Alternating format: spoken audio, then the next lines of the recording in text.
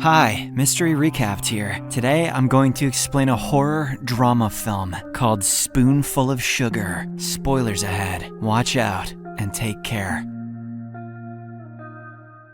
The movie begins with a girl named Millicent on a bus, longingly watching a woman breastfeed her baby, as we all do from time to time. Shortly after, she gets off the bus and heads to a house. Turns out she's here for an interview for a babysitter position. Millicent then meets a woman named Rebecca, who inquires about her age, qualifications, and experience in this field. Millicent explains that she's 21 years old and doesn't have prior babysitting experience. This worries Rebecca, but the girl quickly clarifies that she's good with kids and is currently working on her thesis about allergic children. Next, Rebecca introduces Millicent to her mute son Johnny, who is dressed in a spacesuit and busy drawing. The woman explains that Johnny has several allergies that require him to wear protective gear when he's outside. When Millicent approaches and talks to the boy, he also gently touches her arm. Seeing this, Rebecca is stunned and comments that he seems to like her. She then hires Millicent and informs her that apart from the babysitting, she'll be required to do light housework. Rebecca is an overworked author with a new book about to be released, which is why she needs help at home. Later, while walking around the house, Millicent notices Johnny's carpenter dad, Jacob, working in the distance. She is smitten by the sight of the shirtless man, and he soon approaches her to introduce himself. As the two are talking, Rebecca suddenly arrives and asks her husband to put on some clothes, but he responds by shamelessly attempting to touch her in front of Millicent, causing an awkward situation. Later, when returning home on the bus, Millicent is accidentally touched by an older man, which makes her nervous. She then begins to imagine herself being intimate with a horned creature. When the bus stops, she rushes out and takes a few drops of LSD, which calms her down. Millicent then heads to an appointment with her therapist, Dr. Welsh. He suggests that they reduce her medication dosage, since it can cause hallucinations. During this time, Millicent hallucinates mutilated hands moving around the room, but she assures him that she's fine and wants to continue the medicine. Afterwards, she opens up about her longing for family and describes how she has been abused by her foster fathers throughout her life. She also shares her hatred for people who are ungrateful to their children and don't pay attention to them. Millicent confesses that she's prone to violence, but the doctor disagrees. He tells her that women are incapable of violence and regards her as an empathetic person who just wants to be a good mother. In another scene, Rebecca and Jacob are making love at home when she asks him to choke her. The man proceeds to do so, but immediately pulls back and says he can't do it. He explains that since she's a mother now, he sees her in a different light. At this moment, they hear Johnny screaming in his room and rush to help him. Rebecca tries to calm him down, but the boy fiercely hits his mother. She then notices a chocolate wrapper and realizes that it must have triggered him, as he's allergic to sugar. As a result, she scolds her husband for keeping the chocolate there, but Jacob claims that their son doesn't have any allergies. Johnny is actually mentally ill, which makes him a danger to himself and others. Jacob states that he has found a facility that cares for kids like him and suggests putting him there. However, Rebecca refuses to abandon her son to strangers. The next morning, we see Millicent and her foster father Roger having breakfast together. She begins talking about her new job and claims that the family's dad seems like a good guy with a good